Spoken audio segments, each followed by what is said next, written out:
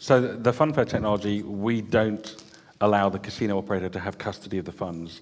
We're using smart contracts to run the games, and the games are played from the player's own wallet, and the winnings come back to the player's own wallet. So in that regard, we've de-risked it for the player because they're not having to make a deposit, and they're not having to ask for a withdrawal, and they're not risking leaving their money in the hands of the casino. And we think that goes together with provable fairness, that is player protection, and we think that's very important. Yeah, one of the great innovations of the blockchain is this ability for money to be held by not a trusted third party, by a distributed network that is not one person. And our casinos, our businesses, all of us, we take advantage of that to some extent. So and it's a really great quality because you don't have that in the real world. You know, in the real world, the biggest problem regulators face is how do they protect players' funds? Because, you know, I was thinking there was like, just in casino alone, I think, and that doesn't count sports betting, but casino alone, I think 85 billion was wagered online in 2016 or 2017. And I wouldn't be surprised if the number of theft by casinos or bankrupted casinos or whatever was $8 billion.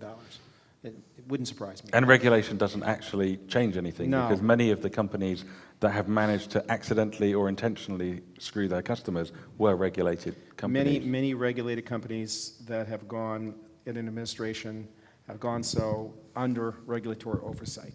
But not even the ones that died, even just the ones, you know, like Full Tilt Poker, they were just spending customer cash. And that was a fully regulated company. Or Absolute Poker and Ultimate Bet, they were regulated companies, and yet they managed to have cheating mechanisms so that accomplices could see people's cards when they shouldn't do.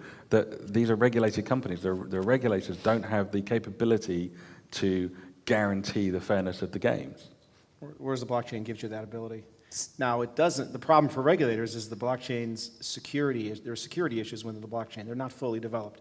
You know, how does a regulator, and this isn't a regulatory panel, but it is a problem for regulating blockchain casinos.